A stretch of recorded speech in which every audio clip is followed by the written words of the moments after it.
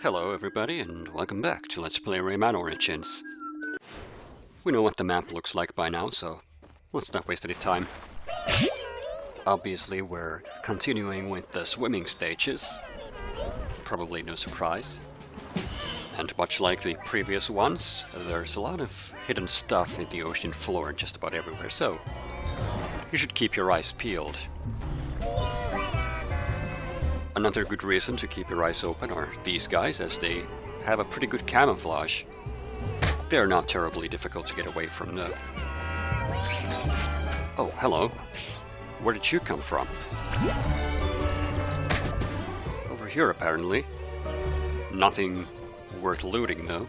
That's a shame. Okay, gotta be kinda careful about getting that coin. As for the swordfish, once you enter their line of sight, they try to perforate you. You can't attack them during that time, but afterwards they're really easy pickings, so it's kind of sad actually. Also, there's an unusually well-hidden secret back here.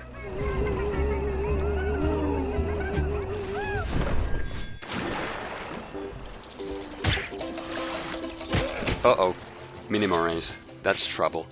Those guys will follow you to the ends of the earth, and they can also fly for whatever reason, so you kinda have to hurry here, you can't lag behind. Not sure what happens if you forget to bubblize an enemy and the cage remains closed. I'd imagine they just follow you here and nibble you to death.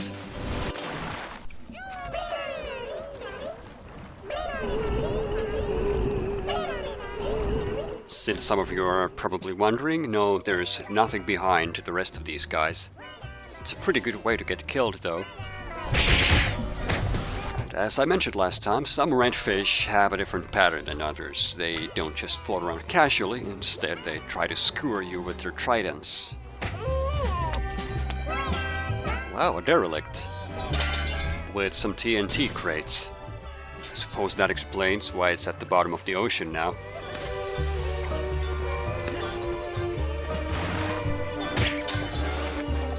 Oh, looks like we found some treasure.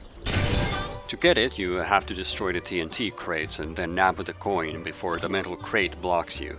Doesn't matter which order you destroy the TNT crates in, but taking the bottom one out first makes it slightly easier, I think.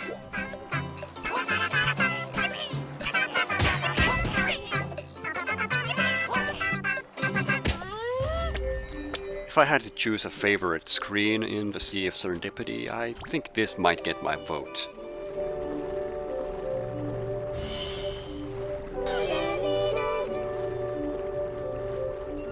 Oh, it's over already. That's a shame. I would really like to know what those lumps are singing about.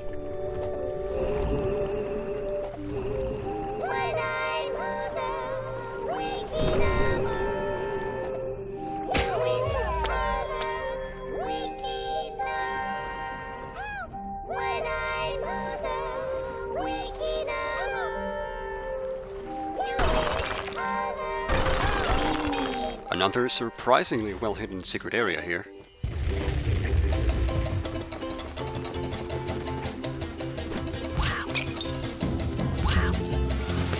Well, that didn't go according to plan. Let's try it again. It looks rather neat if you get it just right.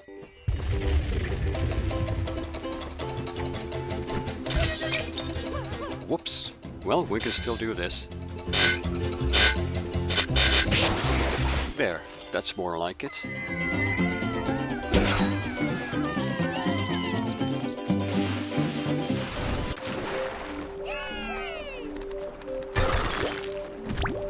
Remember last time when I said it's a good thing they didn't put all that many lumpkin bonuses in these levels? See what I mean now?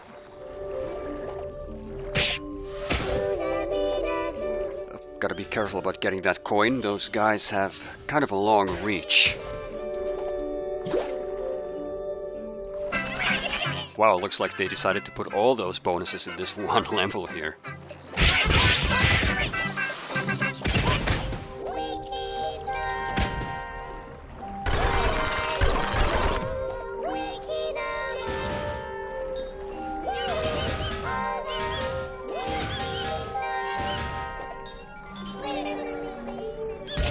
Oh, come on! I was nowhere near that guy.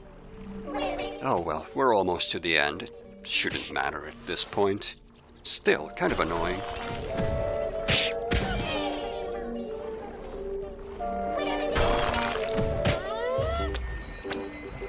And here we are. Too bad, I was really enjoying the scenery in that last screen there.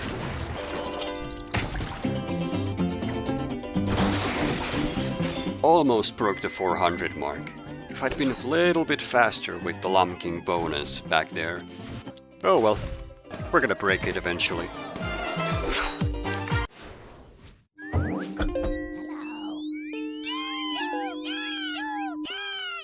Time for some Igpay Attenlay.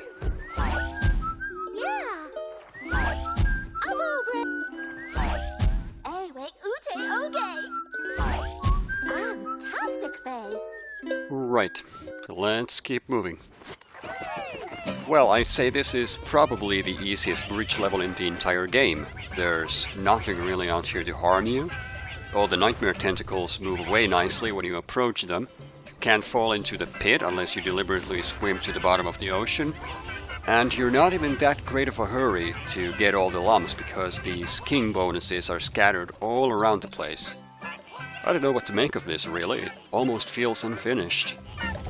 Even the first bridge level we saw way back in the Gibberish Jungle was harder than this one, so it's kind of weird.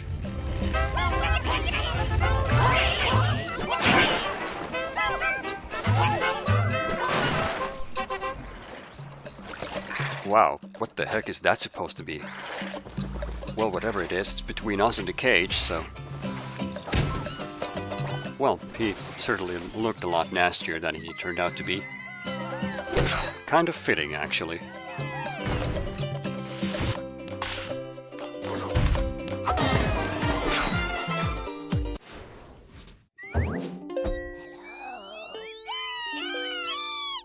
Okay, that's it for the typical levels. It's time for another flying stage. Named by Elmer Fudd. Okay, let's do this!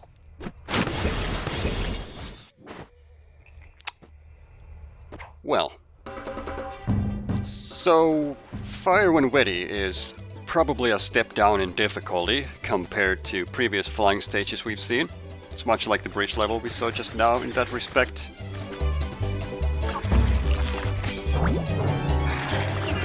The ocean spiders make another appearance here. They're just as easy as they were before, only they take 4 hits to kill.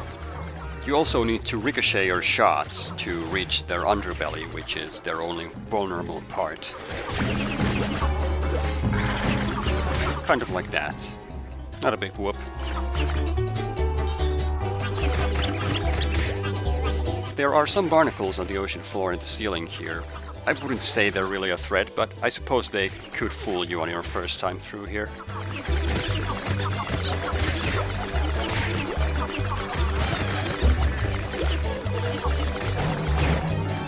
Oh no, not these guys. Sorry, I really need to concentrate for a second here.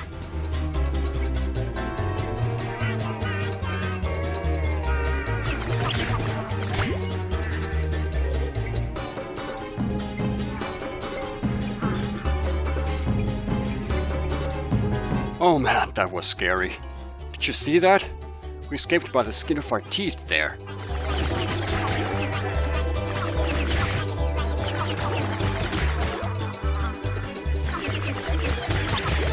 Whoops, I missed some lumps there. Not that it really matters, we're gonna have a ton of them by the end of the level.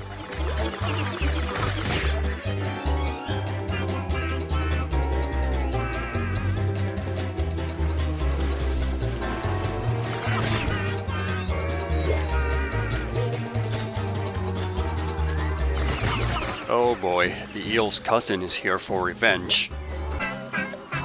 Guys, seriously, is this really the proper time to sing? I have a giant eel here trying to kill me.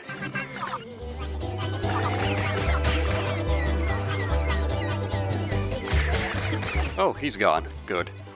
Well, I promised to show you how the secondary attack works, so here goes.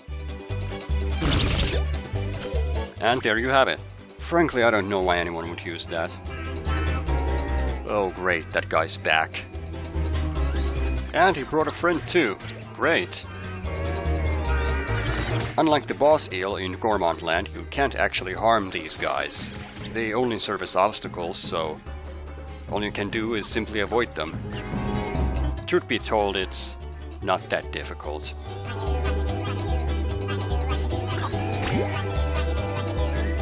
The only challenge here really comes from being able to kill all the enemies, but if you can mash the buttons like crazy, then that shouldn't be an issue either.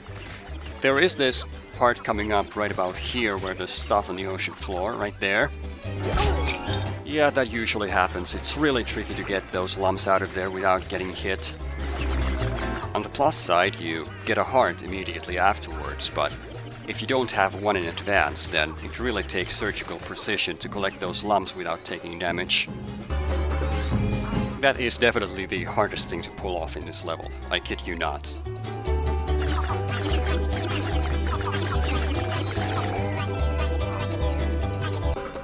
So long, chumps!